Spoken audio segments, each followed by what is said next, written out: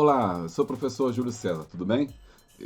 Hoje eu quero conversar com vocês sobre tráfico negreiro e a representação dos afro-brasileiros na literatura e no imaginário social.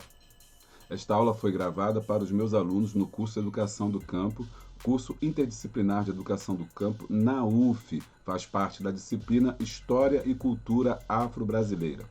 Nela eu discutirei por que no imaginário brasileiro permaneceu ou ainda permanece a ideia de que os afro-brasileiros, os negros ou pretos, como você queira chamar, ainda carregam a estigma de serem doentes, de serem incapazes, de serem debilitados, de serem vistos como um grupo étnico inferior. Como que a história poderia nos ajudar a pensar sobre essas diversas representações que o negro sofre no imaginário social? É isso que nós vamos lidar hoje. Para esta aula, vamos nos utilizar do texto do autor e historiador Jaime Rodrigues, Reflexões sobre tráfico de africanos, doenças e relações raciais. Esse texto foi publicado originalmente na revista História e Perspectivas. Jaime Rodrigues, então, é um dos grandes historiadores sobre tráfico negreiro e doenças também. É importantíssimo porque o seu trabalho vai dar aí uma base para que a gente possa pensar e refletir sobre as doenças que acometiam os africanos e também sobre as condições sob as quais esses africanos eram trazidos para o Brasil durante o período do tráfico negreiro. Ele, Jaime Rodrigues, é professor de História do Brasil da Universidade Federal de São Paulo, tem experiência nas áreas de História, com ênfase em História do Brasil e de Arquivos, atuando principalmente nos seguintes temas: escravidão, tráfico de escravos, patrimônio histórico, organização de acervos e saúde pública. Nesta aula, nós estaremos então discutindo o seu texto cujo qual você já está recebendo aqui no Google Classroom, onde você vai poder ler esse texto com calma e refletir a partir das discussões que nós vamos levantar. Então, agora, por hora, nesse vídeo, nós vamos pontuar algumas questões para te ajudar na leitura e entendimento do pensamento de Jaime Rodrigues e a importância do tráfico negreiro para aqueles principais pensadores do século XIX que estavam preocupados com o grande fluxo de pessoas, né, africanas que chegavam no Brasil cada vez mais por conta desse tráfico negreiro. E aí o Jaime Rodrigues, né, ele vem trazendo para a gente, inicia o seu texto falando sobre as concepções científicas dos últimos tempos que ligam a questão das doenças, né, a essa população africana. E tem um texto que eu destaquei dele que diz assim: a multidão de escravos de Guiné, Mina e Angola, que continuamente entravam neste porto e dele se distribuem para os engenhos, serviços da casa e por negócios para as minas do Rio de Janeiro, como também nas embarcações que as trazem raríssimas vezes, chegam sem achaques daquelas terras, verbigratia escorbutus, né, e mal de Luanda, sarnas, morféias, diarreias, disenterias, hidropesias, oftalmias e muitas outras semelhantes. Quem dá essa descrição é Manuel Santos, né, faz uma narração histórica das calamidades de Pernambuco, sucedidas desde o ano de 1700 até 1715, que foi publicado em Ernesto de Souza Campos, Considerações sobre a ocorrência da varíola e vacina nos séculos XVI, XVII e XVIII, sob a luz da documentação coeva. Foi publicado na Revista do Instituto Histórico e Geográfico Brasileiro. Então, já havia uma percepção de que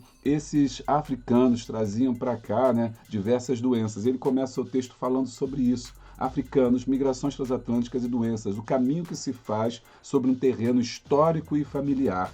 E ele começa despontando ali em 2012, quando vai ser publicado o seu texto, falando sobre a AIDS, né, e algumas concepções ali científicas de que ela teria surgido em África, e também fazendo uma ligação com a questão do ebola também, que foi uma doença que dizimou uma parte aí das populações africanas. E naquele momento ficou muito claro de que a África seria o ambiente mais propício para o surgimento dessas doenças. E aí a questão que o autor levanta é por que não se discutiu né, com mais profundidade o tema de que a África fosse o berço dessas doenças, tanto da AIDS quanto do ebola.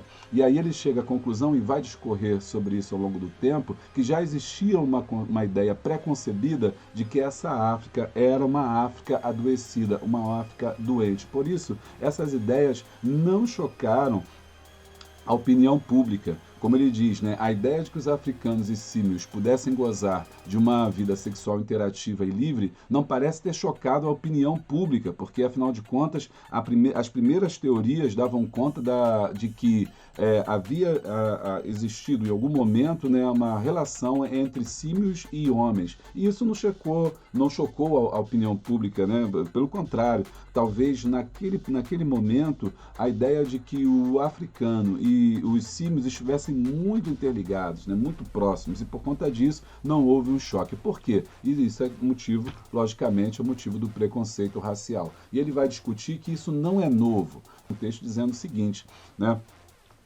Ao contrário da opinião até agora assaz divulgada, que supõe a pátria Stegomia Fasciata ser a região antiliana, ligando seu primeiro aparecimento com a viagem da descoberta de Colombo, eu não hesito em estabelecer esta outra de que a pátria proveniente do centro de dispersão desta perigosa espécie de mosquito deve ser procurado na África. E tinha uma teoria que não sabia bem de onde viria, poderia ter vindo das Antilhas, e ele vai colocar essa teoria aí de lado e vai falar assim, não, essa doença ela vem de África. E como ele vai falar isso, começa a trazer para a gente essa ideia de que a África ela é uma África doente.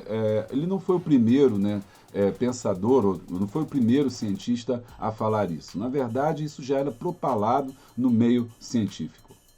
Como aí se pode ver, né, a ideia de que as doenças vinham de África era recorrente. Sidney Chalub mostrou isso, né? No relatório sobre a saúde pública da Corte de 1854, ele fala que sempre os navios ou homens em suas bagagens servindo para transportar as epidemias, sempre os portos de mar, as vítimas prediletas da febre amarela. Exemplo de casa, né, da costa da África, a Bahia, daí e da África diretamente ao Rio de Janeiro e Pernambuco, ao Pará, ao norte, ao sul, até Santos e Santa Catarina. Esse relatório sobre a saúde pública da corte mostrava que os navios, né, eram aqueles locais ou transporte pelo qual esses homens e as suas bagagens vinham e junto com elas vinham diversas epidemias. Sidney Chalub é um escritor famosíssimo que escreveu Cidade Febril, que mostrou como é que essas doenças graçavam ali no início do século XX no Brasil, né, sobretudo no Rio de Janeiro, entre as classes populares. Né? Essa foto é a foto do Cortiço Carioca, de Aloysio Azevedo, autor do romance clássico sobre o assunto em destaque. Então a gente percebe no início do século XX uma grande quantidade de pensamentos e de pensadores que estão discutindo os problemas do tráfico negreiro, né? Que estão apontando, né, na verdade, o motivo para as doenças que se encontram no Brasil terem sido oriundas de África e que essas chegaram ao Brasil por intermédio do tráfico de escravos. E essa ideia não era uma ideia nova, pelo contrário, isso já era levantado desde o século XIX. Aliás, fez parte de um grande debate até 1850 sobre a ideia de cessar ou não o tráfico. Jaime Rodrigues também levanta, não nesse texto, mas em outros textos, outros trabalhos que ele vai produzir, e falando sobre a discussão que se dá no parlamento brasileiro em relação ao tráfico negreiro, era justamente a ideia de que uns defendiam que o Brasil tinha autonomia para poder decidir sobre o tráfico negreiro e outros acusavam o tráfico negreiro de ser aquele que trazia diversas doenças africanas para o Brasil, infectados de África, fazendo graçar no Brasil diversas doenças, né? Como a varíola, que é a bexiga, né? Que era chamada de bexiga naquela época. Então havia um grupo político que defendia o fim do tráfico negreiro, não porque fosse desumano, não porque fosse ilegal, mas porque, na verdade, aquele tráfico negreiro trazia cada vez mais doenças. E essa discussão vai se levar ao longo do todo o século XIX até 1850, com a Lei Eusébio de Queiroz, que cessa o tráfico negreiro. Então esse debate é um debate antigo, né, que vai ser tratado, que vai ser visto desde o século XIX, alguns autores pontuando sobre isso.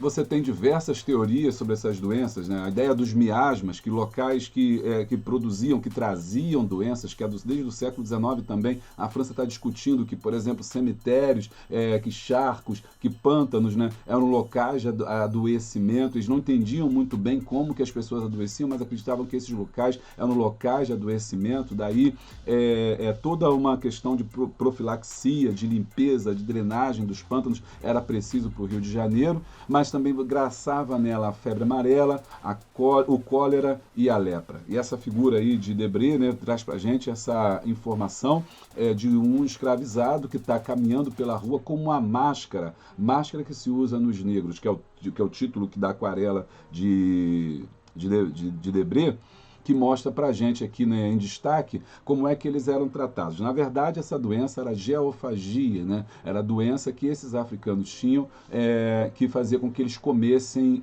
barro, comessem terra. A geofagia foi conhecida no meio científico como essa doença que levava os escravizados à morte, e eles entendiam isso, que na verdade os escravizados eles tinham o desejo de morrer, né? Eles queriam apenas se matar. Quando hoje a gente já sabe que, na verdade, esses africanos eles sofriam de doenças, né, de verminoses várias também, né, e de deficiências também de minerais, né, que fazia com que eles buscassem comer, né, ter o hábito de comer terra. Bom, então essas teorias das doenças, elas são extremamente antigas. Debré também retratou escravizados aí, que pedintes nas ruas, né, escravizados que eram aforreados depois que eles eram diagnosticados com alguma doença, por exemplo, cegueira, ele ia ficar pedindo na rua, ou tivesse ou determinados tipos de doenças que impossibilitassem-nos de trabalho, ou de trabalharem, né? Aqui você tem esse destaque que eu trago para você, de muitos escravizados que sofriam por conta de estarem descalços, né? O frio das montanhas, de onde se extraía o ouro ou diamante, proporcionava os mais diversos tipos de danos aos corpos mal agasalhados e acostumados com o clima quente e irregular das savanas africanas. O seu andar descalço, uma marca, uma identidade da própria escravidão, lhe comprometia mais cedo ou mais tarde a locomoção. A incúria no preparo e na qualidade de sua alimentação lhe provocava as mais terríveis complicações no sistema digestivo. Esse texto é o texto famoso do Erário Mineral, e aqui você tem em destaque uma cirurgia aqui do pé de um escravizado e que esses males que eles possuíam nos seus pés, né? Então, a medicina já começou, alguns textos já começaram a colocar para a gente que essas doenças dos escravizados não eram necessariamente porque eles eram doentes, mas por causa das condições de vida cujas quais eles estavam submetidos. Sobretudo, andar descalços, com poucas roupas, trabalhos excessivos, né, trabalhos no meio d'água, como no caso do arrozal, e outras mais. Esse aqui também é um outro clássico, um desenho clássico para a gente perceber, né, os escravizados doentes aqui com a elefantíase. Muitos desses escravizados, né, eles eram depois alforriados e passavam a ser pedintes, estarem nas ruas. E essas doenças eram vistas como doenças de escravos, ou seja, doenças que apenas os escravizados possuíam. O que hoje nós já sabemos, que a ciência já mostrou, né, de que isso não é verdade. São doenças que qualquer ser humano pode desenvolver, sobretudo aqueles que estão expostos a condições degradantes de higiene, de saúde, de alimentação e de trabalho. Mas o texto também mostra para a gente como é que se deu isso no pós-abolição, como ficou a saúde desses escravizados no pós-abolição. O texto do Jaime é importante porque também traz essa reflexão. Será que houve uma alteração no pós-abolição? Como é que se deu essa questão das doenças, né? No primeiro período, a gente tem a ideia de que o africano é doente. E o africano é doente porque vem de um solo doente, de uma continente doente, onde havia diversas doenças. E essas doenças vieram para o Brasil graças ao tráfico negreiro. Mas se já cessou o tráfico negreiro, né, 1850 termina o tráfico negreiro, como ficou visto agora aqueles descendentes dos escravizados, ou seja, os afro-brasileiros? Então o Jaime traz para a gente, né, alguns pensadores, alguns médicos da época, como Belisário Pena, que vai falar sobre essa ideia. E ele vai mostrar como é que essa ideia de que os africanos eram doentes, né, ainda persiste no imaginário social. Os ex-escravos constituíam em focos delas, poluírem as terras e as águas, infectaram mosquitos e barbeiros e contaminaram toda a população, vingando-se assim inconscientemente dos brancos que o escravizavam por quase 3 séculos. Foi sobretudo a partir da data em que demos ao negro a liberdade de adoecer sem se tratar, de se alcoolizar sem corretivo, de conviver com barbeiros, mosquitos sem sombra de assistência, de levar vida de judeu errante, a poluir por toda parte a terra e as águas à vontade, tornando-as doenças endêmicas. E aqui Belisário Pena discute, né, e fala que foram os escravizados que infectaram os mosquitos. Esses mosquitos depois infectaram a população branca. Isso para você ver como também o pensamento, não só o pensamento social, mas como o pensamento científico da época, estava permeado desse preconceito e reproduzia isso na documentação oficial, ajudando a propagar, né, essa ideia para toda a população.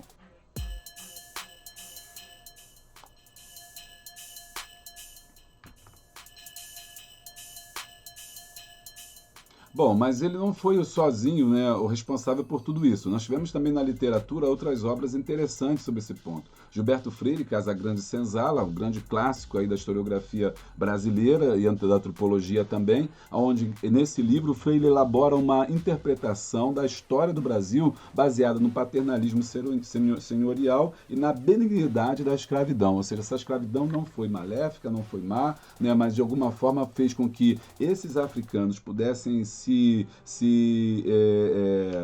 viver e conviver com o branco, dando origem aí a essa pátria multifacetada e harmonizada. Mas nem todos os pensadores tinham essa mesma ideia dessa miscigenação que teria sido benéfica, né? Por exemplo, nós temos aqui o livro Doenças Africanas do Brasil, de Otávio de Freitas, onde ele critica, né, a ideia dessa miscigenação. Nessa obra, né, a miscigenação era o alvo que o médico Freitas pretendia atingir. Os males que o tráfico introduziu não deveriam ser espalhados, ainda mais pela mistura que se instituía no paraíso racial, entre aspas. Isso era em 1935 e Otávio de Freitas ainda faz referência ao tráfico negreiro, que havia acabado há mais de um século, mas que para ele ainda era o motivo pelo qual, né, você teria no Brasil tantas pessoas doentes, ou seja, um Brasil adoecido. Não foi só ele que defendeu isso, Raimundo Nina Rodrigues, 1862, 1906, também falava sobre o problema do negro, da questão fundamental para a compreensão da sociedade brasileira.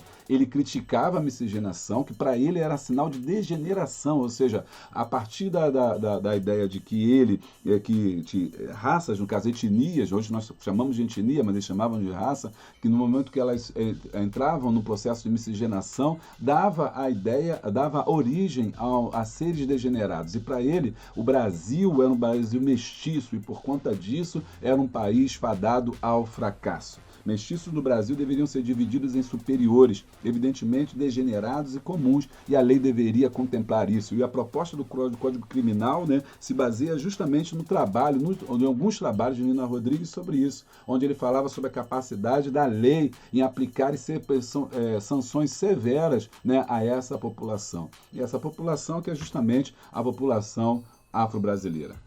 Na conclusão, então, desse trabalho, nós trazemos, no texto deles, né, do Jaime, ele traz a Diana Maú de Carvalho, que ela faz aí uma espécie de reconstituição de todo esse período para pensar e dar conta aí tudo que aconteceu e discutir como é que essas ideias das doenças permanecem até hoje. E aí ela se refere a Nina Rodrigues, né, e a outros pensadores daquela época ali do século XX, dizendo o seguinte: seu preconceito é tão óbvio e a sua argumentação tão precária que hoje ninguém o refere para fundamentar a análise da situação da saúde dos africanos do Brasil. No entanto, sua tese, compartilhada por muitos autores, seus contemporâneos, de que a maioria das doenças infecciosas que se observam no território brasileiro a partir de 1500 migrou, né, da África, sendo a tuberculose uma das poucas exceções que parece resistir ao tempo. Bom, e o que a gente pretende, né, a partir desse texto? Uma reflexão sobre como a África e os povos que de lá vieram foram estigmatizados no tocante à doença e à inferioridade biológica.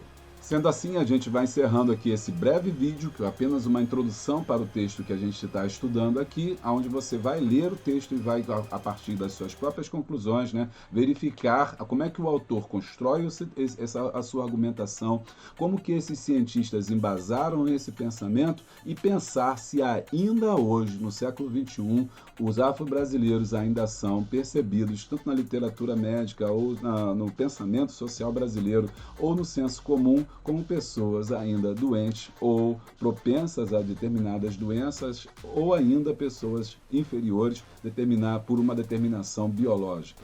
Espero que você goste desse vídeo. Não se esqueça de se inscrever no nosso canal aí, deixa o seu like e compartilha para que mais e mais pessoas venham para o nosso canal de história, o canal de quem pensa, porque pensar faz bem. Até a próxima.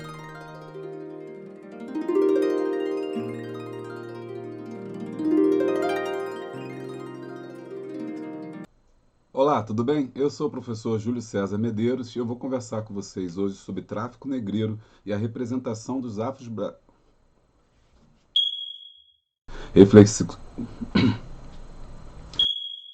Reflexões sobre o tráfico de africanos, doenças e relações raciais. Esse texto foi... Bom, nessa aula, Tráfico Negreiro e a representação dos afros brasileiros na literatura e no imaginário, nós vamos nos utilizar aqui do texto do historiador Jaime Rodrigues.